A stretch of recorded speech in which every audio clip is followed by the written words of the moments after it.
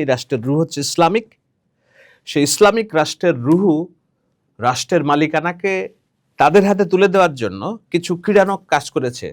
Number 1 doctor Yunus. আমি জানি না তিনি বুঝে হোক না বুঝে হোক তার যে ক্যাবিনেটের মধ্যেও মিনি ক্যাবিনেটটা তৈরি করেছিলেন, তার সবচেয়ে পাওয়ারফুল মানুষটা ছিল ডক্টর ফাউজুল কবির, ছাত্র সংঘের সাবেক নেতা। আরেকজন আছেন উপদেষ্টা তার, না আমি বলি, ঢাকা কলেজের ছাত্র হিসেবে তিনি যখন ছিলেন তার সহকর্মীদের কাছে, হ্যাঁ লেট মি ফিনিশ। আরেকজন আছে উপদেষ্টা তার বাবা, মুসলিম লীগের খুব বিখ্যাত খতরনাক ব্যক্তি, যার বিরুদ্ধে মুক্তিযোদ্ধারা লড়াই করেছিলেন। আমি নাম বলছি না, যাই হোক। তো এখন এই ধরনের ক্যারেক্টারগুলো আপনাকে দেখতে হবে। সো তারা মিলে এই 2 বছরে ভগৎ সিং এর মতো একটা পলিটিক্যাল কাল্ট তৈরি করার চেষ্টা করেছিলেন এবং তারা সাকসেসফুল হয়েছেন কিছুটা।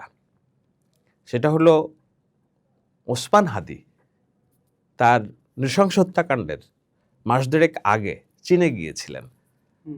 সেই চীনে এসেছিলেন এই রাষ্ট্রকে ইসলামিক রুহুতে ফিরিয়ে দেওয়ার জন্য সবচেয়ে বড় ইনফ্লুয়েন্সার হিসেবে আমাদের মনোজগতে আছেন।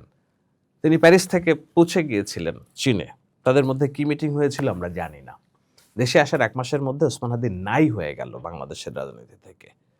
যে ওসমান হাদি যখন জীবিত ছিলেন তখন ভোট চাইতে গেলে মানুষ 3 তলার উপর থেকে ময়লা পানি ফেলত, মসজিদের সামনে নামাজ পড়ে দাঁড়িয়ে থাকতো লিফলেট নিয়ে, এবং সেই লিফলেট দেওয়ার সময় মানুষ তাকে অবজ্ঞা করে চলে যেত।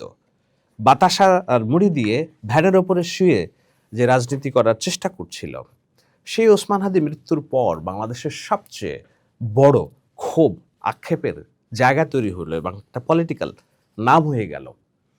এই নামটা করার পেছনে ইট ওয়াজ এ স্টেট মেকানিজম। সেই স্টেটের দরকার ছিল ইকুয়াল টু ভগৎ সিংয়ের মতো একটা কাল্ট তৈরি করা, যেই কাল্টের নামে বাংলাদেশের পরবর্তী রাজনীতি হবে।